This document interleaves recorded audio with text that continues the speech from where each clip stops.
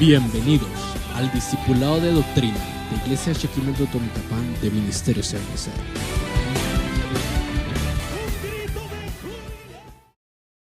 Dios los bendiga, mis amados hermanos. Tengan una excelente noche. Le damos gracias a Dios por esta bendición que Él nos concede de estar en su presencia y juntos poder seguir estudiando la riqueza de la palabra del Señor. Vamos a hacer una oración para poder ingresar al tema que esta noche vamos a continuar compartiendo. Padre, en el nombre de Jesús, te damos gracias, Señor, por esta noche. Envíanos una bendición. Abre nuestros labios, nuestra boca, nuestro corazón, que podamos ser guiados por medio del Espíritu Santo y que la palabra fluya, Señor, en nuestros corazones. Todo esto te lo agradecemos en el nombre poderoso de Jesús. Amén y amén. Quisiera continuar, mi querido hermano, con la segunda etapa o fase que dejamos pendiente desde la semana pasada. Recuérdese que estamos hablando sobre la Biblia y este tema se comparte, se divide en dos partes, el Antiguo Testamento y el Nuevo Testamento.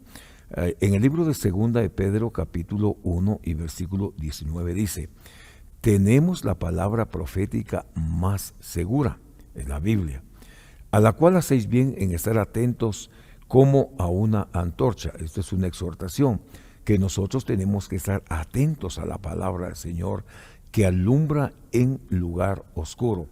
Quiere decir que cuando esta palabra penetra en nuestro corazón, inmediatamente las tinieblas retroceden porque la luz está avanzando, hasta que el día esclarezca y el lucero de la mañana salga en vuestros corazones. ¿Qué es la Biblia? La Biblia es un libro escrito por un Dios amoroso para un hombre pecador. Es el único libro que dice la verdad con respecto al pasado, al presente y al futuro. Encontramos que Dios siempre se ha revelado al hombre por la creación. El Salmo 19:1 dice: los cielos cuentan la gloria de Dios y el firmamento anuncia las obras de sus manos. La palabra Biblia se traduce del vocablo griego biblión, que significa libro según el Strong 975. Es un conjunto de libros que fue escrito por más de 40 personas a lo largo de un periodo de 1600 años. No obstante, es evidente que hubo una inspiración divina, según lo vemos ahí en el libro de Segunda de Timoteo, capítulo 3 y versículo número 16. ¿Por qué hablamos en esta hora sobre este libro? Bueno, tenemos que entender que hubieron hombres conscientes al servicio de Dios, que el Señor tuvo que usar, inspirados por el Espíritu Santo, para escribir este libro tan hermoso. Dentro de ellos encontramos a Moisés, Josué, Samuel, a David, Jeremías, etc. Está compuesta por 66 libros divididos en dos partes, el Antiguo y el Nuevo Testamento. El Antiguo Testamento vamos a encontrarlo, mis amados hermanos, que está compuesto por 39 libros. Génesis, Éxodo, Levítico, Número, Deuteronomio. Estamos hablando del Pentateuco. Se le nombra así porque son los 5 libros que escribió Moisés. Los judíos le denominan la Torá. El Strong 8451 le llama así la ley de Dios. Okay. Vemos el Génesis, que significa el principio. El Éxodo, salida o caminata. El libro de Levítico, hermano, nos habla en cosas tocantes al sacerdocio. Y luego vamos a encontrar el libro de Números, que deriva su nombre del hecho de sus páginas narran el censo de Israel. Y Deuteronomio consiste en los últimos consejos que Moisés le dio a los israelitas en vista de la entrada a la tierra que Dios les había dado. Encontramos libros históricos como Josué, Jueces, Ruth, Primera y Segunda de Samuel, Primera y Segunda de Reyes, Primera y Segunda de Crónicas, está Nehemías, está Esdras, está Esther, etc. Encontramos libros poéticos o libros de sabiduría. Tenemos a Job, a Salomón, Proverbios, Eclesiastés y Cantares. Luego están los libros de los profetas mayores, como Isaías, Jeremías, Lamentaciones, Ezequiel y Daniel. ¿Por qué le llama profetas mayores? Por la extensión de su contenido. Y luego encontramos a los profetas menores, Oseas, Joel, Amós, Abdías, está Jonás, está Miqueas, Nahum, Habacuc, Sofonías, Ageo, Zacarías y Malaquías. Son los profetas menores. Luego encontramos 430 años, los años del silencio, donde Dios no habló. Y luego, mis hermanos, encontramos los 27 libros del Nuevo Testamento. De esto es lo que quiero platicar con usted en esta noche. El Nuevo Testamento. ¿De cuántos libros consta el Nuevo Testamento? El Nuevo Testamento consta de 27 libros. Hablemos entonces esta noche sobre el Nuevo Testamento. Encontramos en la palabra del Señor que el libro del Nuevo Testamento consta de 27 libros escritos en griego por 8 hombres, entre los cuales está Mateo, Juan y está Pedro. Fueron apóstoles que fueron testigos oculares de lo que escribieron. Lucas fue compañero de Pablo durante sus viajes, siendo testigo de muchos acontecimientos que narra en el libro de los Hechos. Al igual que en el Antiguo Testamento, la ubicación de estos libros en el Nuevo Testamento no lleva una cronología histórica, puesto que el primer libro del Nuevo Testamento que se escribió fue Santiago. Mire qué tremendo. El primer libro que se escribió en el Nuevo Testamento fue el libro de Santiago. No fue Mateo, no fue Lucas, no fue Marcos, no fue Juan, sino el primer libro que se escribió fue, según la palabra del Señor, fue el libro de Santiago, alrededor del año 50 después de Cristo, y el último libro que se escribió fue el Apocalipsis, completado alrededor del año 96 después de Cristo. Todos estos relatos cubren un periodo cercano a los 100 años, desde el nacimiento de Jesús hasta la visión del apóstol Juan en la isla de Patmos. Amén. Luego vemos los evangelios. Primero vemos a Mateo, vemos a Marcos, vemos a Lucas y vemos a Juan. Los 4 evangelios contienen relatos de la vida de Jesucristo. Es muy interesante. Los 4 evangelios contienen relatos de la vida de Jesucristo. Por ejemplo, el nacimiento, el ministerio, la pasión y muerte y resurrección de nuestro Señor Jesucristo. El Evangelio de Mateo, amén, el Evangelio de Mateo, gracias. Dentro de algunas cosas que yo quisiera exponer en esta hora, en el Evangelio de Mateo, encontramos, nos habla de su ascendencia, nos habla de su nacimiento, nos habla de su infancia y nos habla de su niñez. Estoy hablando de los evangelios. Amén. ¿De qué habla? Habla de su ascendencia. Está hablando de Jesús como rey, Mateo como rey. Ascendencia, nacimiento, nos habla de su infancia y nos habla de su niñez. Luego encontramos que nos habla del bautismo, su tentación y la preparación del Señor. Luego encontramos que nos habla en su primera expresión personal de rey, sus palabras, el sermón del monte. Luego vemos su manera, la demostración de poder. En su segunda expresión vemos al Señor de una manera personal como rey, sus palabras al servicio de los 12. Así va evolucionando. Encontramos las parábolas del reino, encontramos la demostración de la paciencia, encontramos la cuarta expresión personal del rey, encontramos sus palabras, las cualidades de los súbditos, demostraciones de pureza, discurso de los olivos, la comisión del rey, encontramos sus embajadores, su autoridad, su tarea, su seguridad. En fin, hermano, vemos la riqueza que contiene el libro de Mateo. Y recuérdese que a él lo estamos viendo como rey. Si seguimos viendo esta palabra en esta hora, mis amados hermanos, el libro de Mateo es fundamental para comprender la Biblia. Es fundamental, como lo es el oxígeno para poder respirar.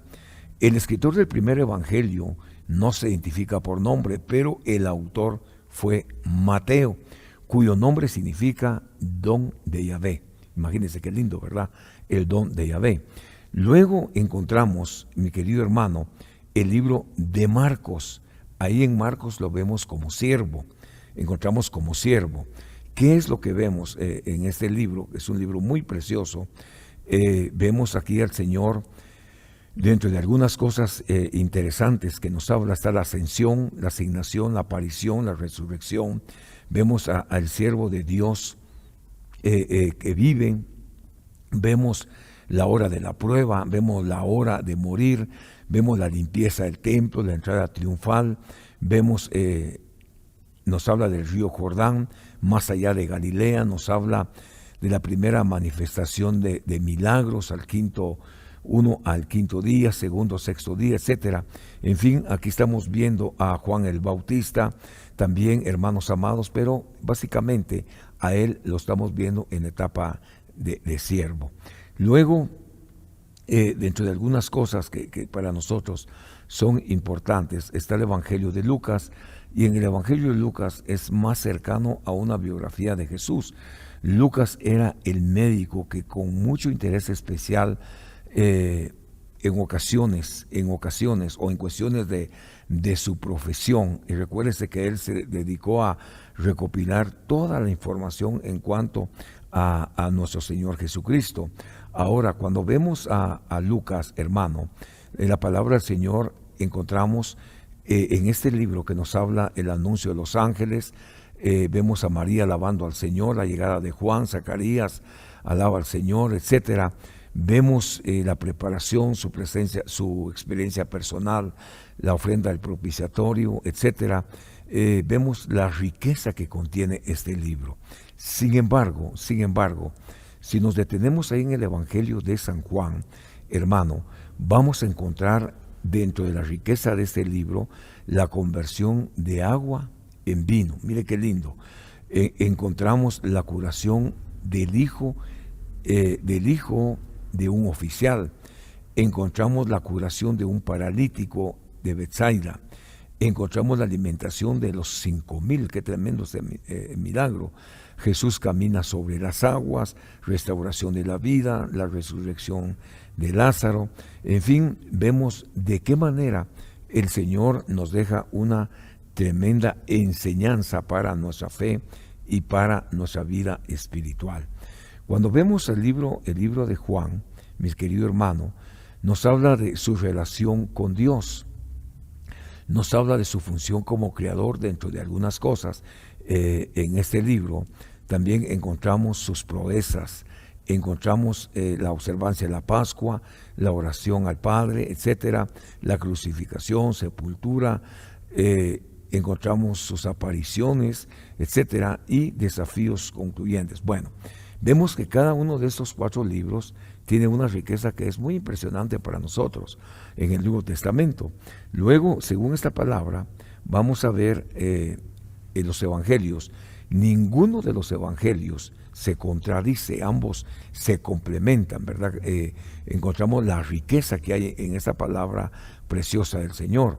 Ahora, según el libro de los Hechos, es la única narración existente de la iglesia primitiva, de cómo se difundió el cristianismo por todo el mundo, conocido hasta en ese entonces, haciéndose notar palpablemente la presencia del Espíritu Santo en todos los hechos. Fue escrito por Lucas, el médico amado, notándose en sus letras la meticulosidad y precisión del investigador. Bueno, si hablamos entonces en esta hora sobre este libro de los Hechos, recuérdese que la iglesia empezó a ser perseguida, y en la medida que la iglesia estaba siendo perseguida se empezó a a dispersar por todo el mundo, ¿verdad? Vino un avivamiento bien poderoso, bien hermoso del Señor, el derramamiento del Espíritu Santo. La iglesia, según el libro de los Hechos, estaba fundamentado sobre 4 principios. Número 1, la doctrina de los apóstoles. Número 2, el partimiento del pan. Número 3, la comunión. 4, la oración. Y vemos que en base a la persecución que se estaba dando, pues la iglesia se empezó a multiplicar de una manera bien impresionante. Ahí vemos que los apóstoles o los discípulos fueron mudados a otra dimensión porque recibieron el poder del Espíritu Santo de Dios. Bueno, ¿cómo va a terminar la iglesia? Pues así como empezó en el libro de los Hechos, llena del Espíritu Santo de Dios. Encontramos algunas epístolas, por ejemplo, está el libro de Romanos, Primera y Segunda de Corintios, Gálatas, Efesios, Filipenses, Colosenses, Primera y Segunda de Tesalonicenses, Primera y Segunda de Timoteo. Vamos a encontrar 14 cartas paulinas, vamos a ver por acá. Está Romanos, Primera y Segunda de Corintios, Gálatas, Gálatas. Está Efesios, Filipenses, Colosenses, Primera y Segunda de Tesalonicenses, está Primera y Segunda de Timoteo, aleluya. Luego encontramos a Tito, Filemón, y luego encontramos la carta de los Hebreos. Esa es la forma como encontramos esta palabra establecida, hermanos amados, una fuente de bendición. Encontramos, según las cartas paulinas, encontramos que son 13 en total, y el libro de Hebreos 14. Ahora, cada uno de ellos fue escrito a una persona determinada. Estas vendrían a ser cartas pastorales o dirigidas a una iglesia en particular por algún motivo especial. ¿Por qué se le llama cartas paulinas? Esta es una pregunta que nosotros tendríamos que hacernos, ¿verdad? ¿Por qué se llama cartas paulinas? Se llama cartas paulinas debido a que su autor es el apóstol Pablo. Mire qué hermoso, ¿verdad? El apóstol Pablo fue el que escribió las cartas paulinas.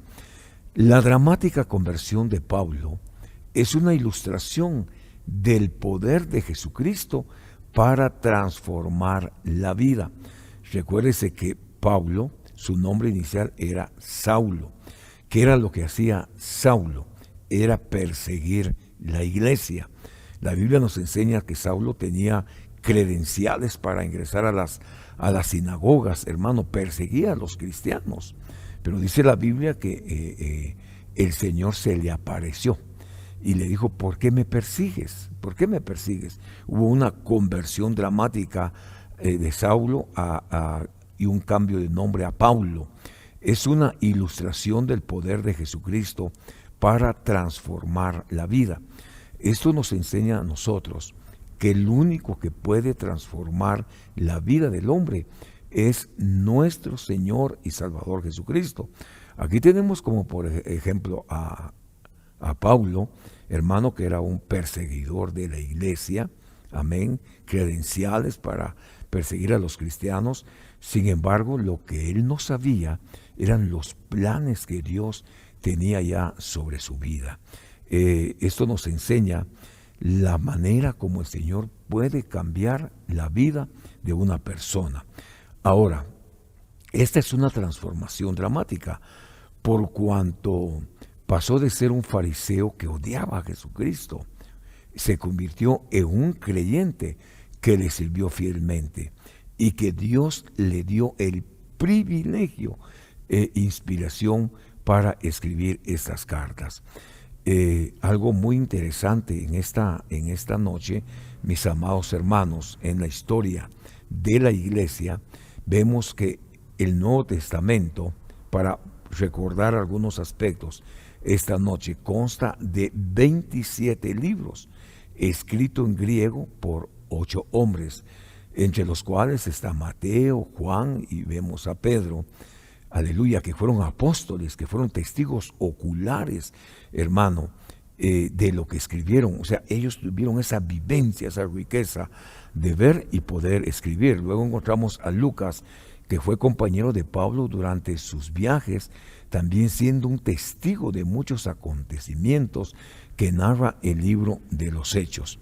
Ahora estamos viendo entonces de qué manera las cartas paulinas fueron inspiradas por medio del Espíritu Santo, escritas por Pablo. Encontramos aquí algunas epístolas generales como Santiago, 1 Pedro, 2 Pedro, primera, segunda y tercera de Juan. Luego encontramos Judas. Estas epístolas generales, mis queridos hermanos, reciben este nombre porque fueron escritas en forma general para resolver necesidades específicas. Aleluya. Necesidades específicas. Se refieren a aspectos doctrinales generales necesarios para el pueblo de Dios en toda época. Yo quisiera retomar algunas cosas que me llaman la atención porque sé que van a ser de mucha bendición para cada uno de nosotros. Estas cartas paulinas, mi querido hermano, tienen la riqueza de haber sido escritas por el apóstol Pablo, inspiradas por medio del Espíritu Santo, pero es importante retomar esto. ¿Por qué es importante? Pues vemos a un hombre que se encargaba de perseguir a la iglesia, que odiaba al Señor Jesucristo, a los cristianos, pero él no sabía que al perseguir a la iglesia estaba persiguiendo al Señor. Entonces vemos de qué manera la mano del Señor se levantó y le mostró los propósitos, los planes que el Señor tenía para la vida de este hombre.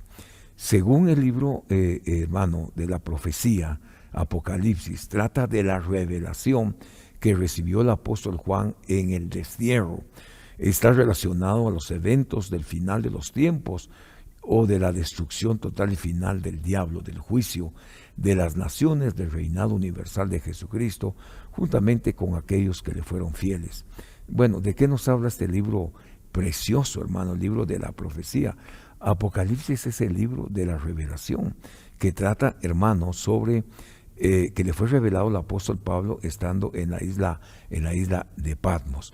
Ahora, cuando vemos nosotros en la Biblia, en Apocalipsis 1:3, vamos a ver algunas cosas, hermanos míos, que para nosotros es muy, muy importante que las tomemos en consideración. Como por ejemplo, si leemos esta noche, ahí en Apocalipsis 1:3, dice la palabra del Señor. Yo quiero que usted le ponga atención, porque dice: bienaventurado el que lee, número 1, leer, oye, leer, oír las palabras de esta profecía. 3, y guardan las cosas que están escritas en ella, porque el tiempo está cerca.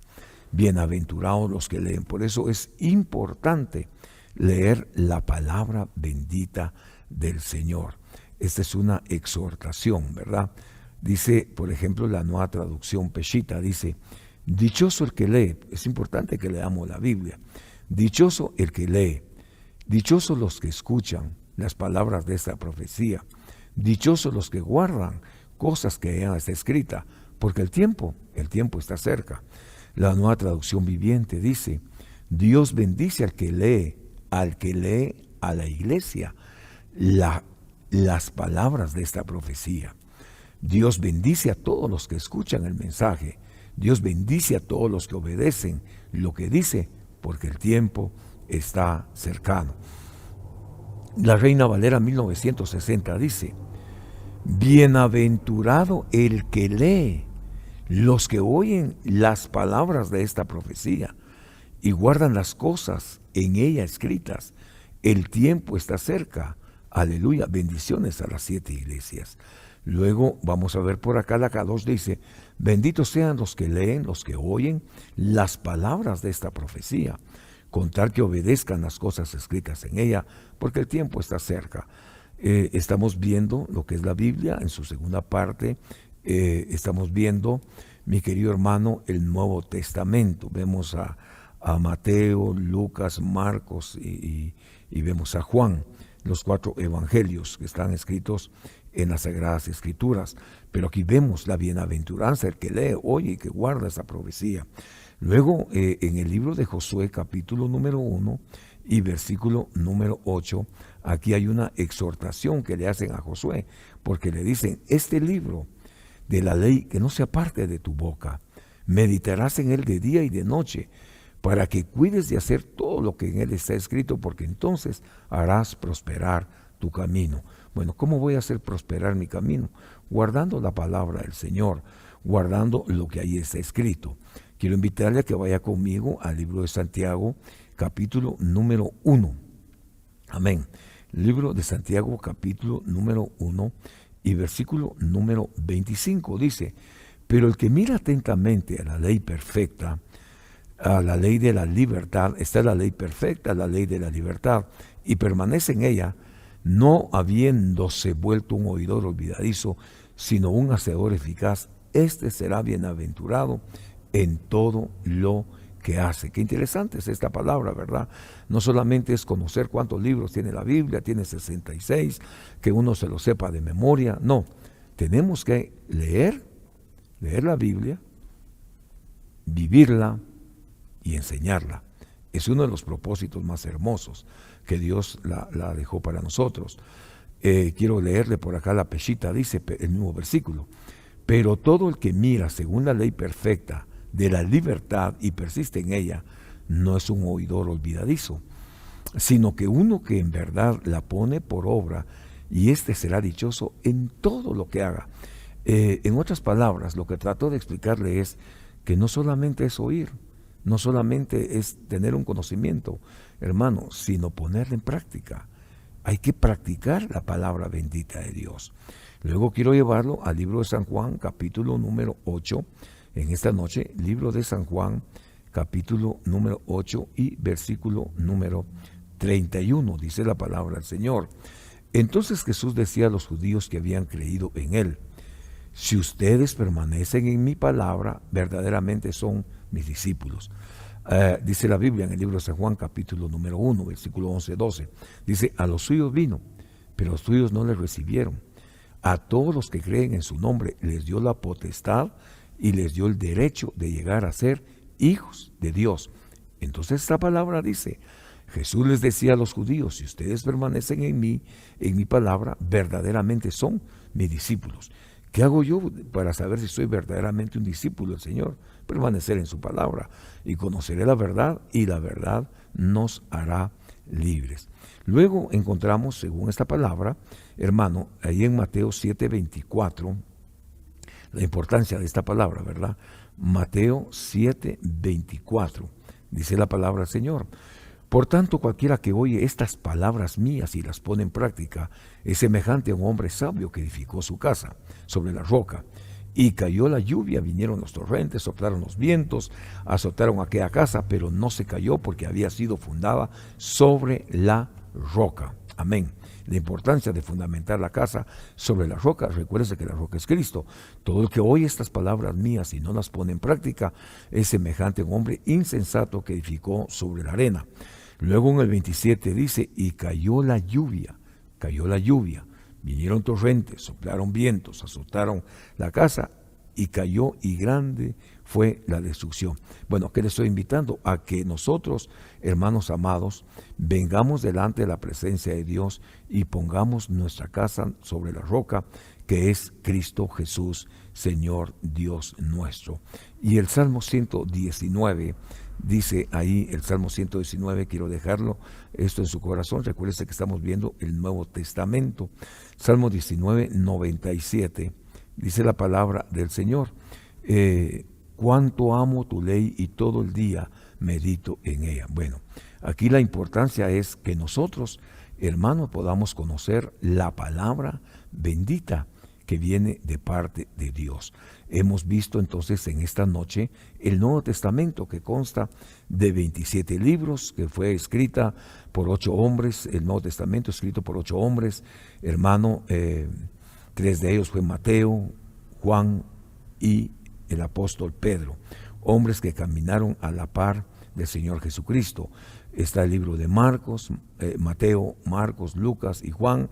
Nos hablan del nacimiento, misterio, pasión, muerte y resurrección de Cristo. Y luego vemos a cada uno de los libros que tiene significados muy, muy, muy preciosos en nuestra vida, y que es importante, hermano, que nosotros conozcamos la palabra de Dios. Yo le invito a que usted vea la Biblia, pero no solo la vea, sino que también la pueda estudiar.